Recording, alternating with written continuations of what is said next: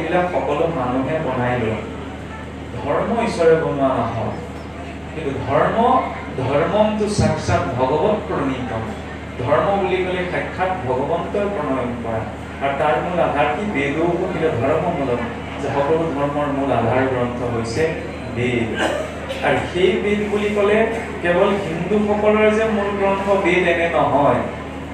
প্ৰকৃততে স্পষ্টকৈ ক'বলৈ গ'লে গোটেই বিশ্বত ধৰ্ম বুলি ক'লে এটা ধৰ্মহে আছে, সেইটো হৈছে সনাতন হিন্দু ধৰ্ম। বাকী সকলো হৈছে পন্থ সম্প্ৰদায়, বাকী সকলো হৈছে ধৰ্ম মত।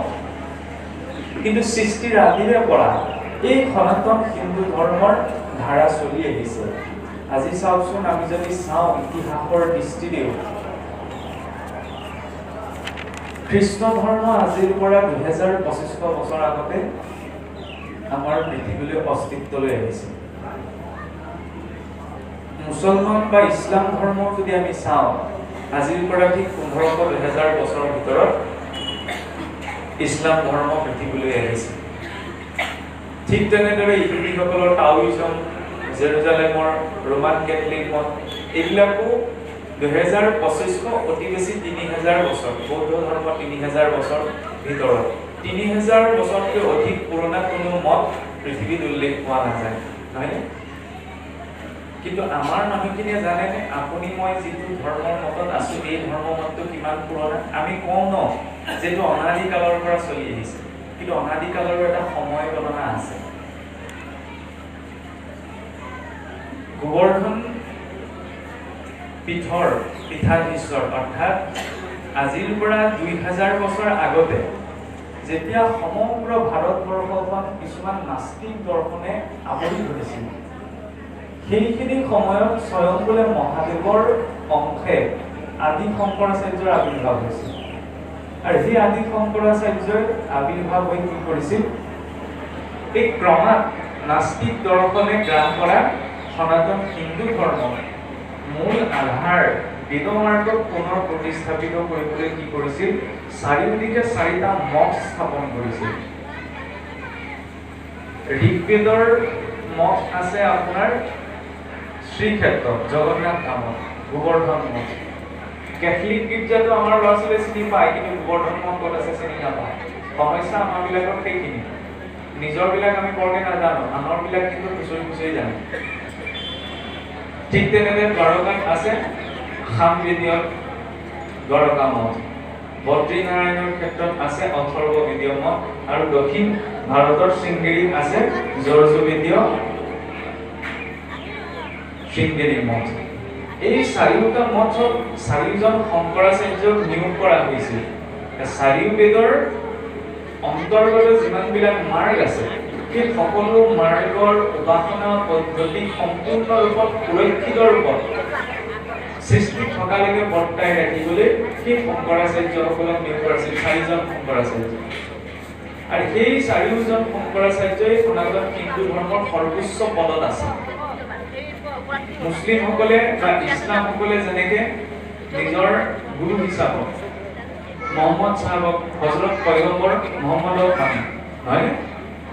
খ্ৰীষ্টসকলে বা খ্ৰীষ্টানসকলে পোপ ফ্ৰান্সিছক, ভেটিকান চিটি। আমাৰ হিন্দুসকলে কাক মানে? হিন্দুসকলক যদি সোধা যায় যে তোমালোকৰ সৰ্বভাৰতীয় পৰ্যায়ত সকলোৰে স্বীকৃত গুৰুজন কোন, আমি কি ক'ত লাগি থাকো? এই নহয়, মই আমুকৰ ক'ব, তামুকৰ ক'ব, আমি খোলাকৈ ক'ব নোৱাৰোঁ, কাৰণ আমি নাজানো। সমস্যাটো আহি পৰিছে সেইখিনি, কাৰণ হিন্দু সনাতন ধৰ্ম বুলি ক'লে আমি অসমীয়া মানুহকেইটাই নকৰোঁ নহয়, গোটেই ভাৰতীয় হিন্দু মূলৰ মানুহখিনি কৰে। কিন্তু আমাৰ মাজত যে এই ভেদভাৱটো যে তেওঁ আমুকে তেওঁ তামুকে, আজি এইখন নিজৰ মানুহ কাৰণে মই খোলাকৈ কৈছোঁ, কাৰণ আমাৰ সনাতন হিন্দু মাৰ্গত থকা মানুহবিলাকৰ মাজতো সম্প্ৰদায় মতক লৈ মত ভিন্ন আছে। কিয় মত ভিন্ন? সৰ্বভাৰতীয় গুৰু পৰিচয় নাই। সেই শংকৰাচাৰ্য সনাতন হিন্দু ধৰ্মৰ সৰ্বোচ্চ পদত আছে। শ্ৰুতি স্মৃতি মাৰ্গত যিমানবিলাক সম্প্ৰদায় আছে, কিবা এটা সিদ্ধান্ত ল'বলৈ গ'লে শংকৰাচাৰ্যৰ মঠৰ অনুমতি ল'ব লাগিব। শংকৰাচাৰ্যৰ মঠৰ অনুমতি বিহীনে সনাতন হিন্দু ধৰ্মৰ কোনো শ্ৰুতি স্মৃতিৰ বিধান গ্ৰহণ কৰা নহয়। আৰু সেই শংকৰাচাৰ্যৰ গণনা অনুসৰি এই সনাতন হিন্দু ধৰ্মৰ কি 108টা কল্প আছে নহয় সৃষ্টিত। আপুনি মই কোৱা আছো এতিয়া চিতবাৰাহ কল্প। চিতবাৰাহ কল্প কিমান বছৰ হৈছে বোলে 1 অৰব 96 কোটি 53 লাখ 800 ক্ষমা কৰিব 127 বছৰ আপোনাৰ এই সনাতন ধৰ্মই এতিয়া বৈবস্বত মন্বন্তৰ পাৰ কৰিছে। বিশ্বত এনেকুৱা কিবা সংস্কৃতি আছে ক'ব পাৰিব? মানুহৰ আবিৰ্ভাৱ পাশ্চাত্যসকলে কি কৈছে আজিৰ পৰা বোলে 1000 বছৰ আগত বান্দৰৰ পৰা হৈছিল। আমাৰ ল'ৰা ছোৱালীক সেইবোৰ কোৱা নাযায় বান্দৰৰ পৰা মানুহ হৈছিল, কিন্তু আমাৰ শাস্ত্ৰৰ প্ৰমাণ আছে। ৰামায়ণ মহাভাৰত ল'ৰা ছোৱালী ব্ৰিটিছৰ শিক্ষা ব্যৱস্থাই মন মগজুত সোমোৱাই দিলে কি ৰামায়ণ মহাভাৰত এইবিলাক কাল্পনিক কাহিনী, সাধু কথা। ইয়াৰ পৰা শিকিবলগীয়া নীতি শিক্ষা আছে। কিন্তু আজি বিজ্ঞানেও প্ৰমাণ কৰি দেখুৱালে যেতিয়া দক্ষিণ ভাৰতৰ ৰাম সেতুৰ কাৰ্বন ডেটিং কৰা হৈছিল, দ্বাৰকা সমুদ্ৰৰ তলত উদ্ধাৰ হোৱা ভগ্নাৱশেষৰ কাৰ্বন ডেটিং কৰি চোৱা তেতিয়া প্ৰমাণিত যে সেই ভগ্নাৱশেষ আজিৰ পৰা 8000 বছৰ পুৰণি। তেতিয়াহ'লে 8000 বছৰ আগতো মানৱ সভ্যতা আছিল। সেই বিষয়ে ভাৰতৰ ইতিহাসৰ উত্তৰাধিকাৰী হৈছো আপুনি। আজিৰ দিনটো কি বাৰু? আজিৰ দিনটোৰ এটা বিশেষত্ব আছে। আমাৰ সনাতন হিন্দু মাৰ্গত থকা ব্যক্তিসকলে ক'ব পাৰিবনে আজিৰ দিনটো কি বিশেষত্ব আছে? বৰদিনটো আহিলে কেলেণ্ডাৰত মনত পৰে, কাৰণ চৰকাৰে বন্ধটো মনত পেলাই দিয়ে, নহয়নে? বা ধৰি লওক গুৰু নানকৰ জয়ন্তী আহিলেও আমাৰ মানুহে গম পাই যায়। কিন্তু নিজৰ সমাজ সংস্কৃতিৰ দিশখিনিত আমাৰ গুৰুত্বতা মুঠেও নাই, একদম খোলাকৈ ক'ব লাগিব। আজিৰ যিটো বিশেষ দিন আমি বস্তুনীয়াকৈ কেক চেক আনি পেলাই ল'ৰা ছোৱালী বাৰ্থডে পতা নিজৰ সমাজ সংস্কৃতিৰ নীতি নিয়মবিলাক মই সেইবিলাক ভুল ধৰিবলৈ যোৱা নাই দেই। পাশ্চাত্য অনুকৰণ কৰক, কিন্তু নিজৰ ভেটিটো এৰি দিলেতো নহ'ব।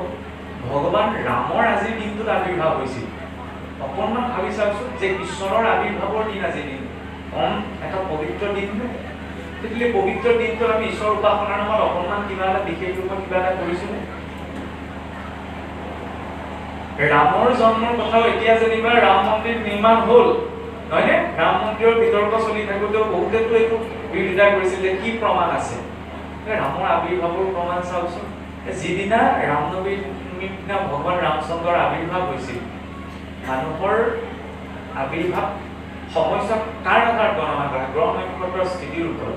সূৰ্য যেতিয়া বোলে মীন ৰাশিত আছিল, বৃহস্পতি যেতিয়া মকৰ ৰাশিত আছিল, শনি যেতিয়া কন্যা ৰাশিত আছিল, যেতিয়া নাছা বিশ্বৰ আটাইতকৈ ডাঙৰ মহাকাশ বিদ্যাৰ অনুষ্ঠানটো হৈছে NASA, National Aeronautical Space Administration, America যুক্তৰাষ্ট্ৰ।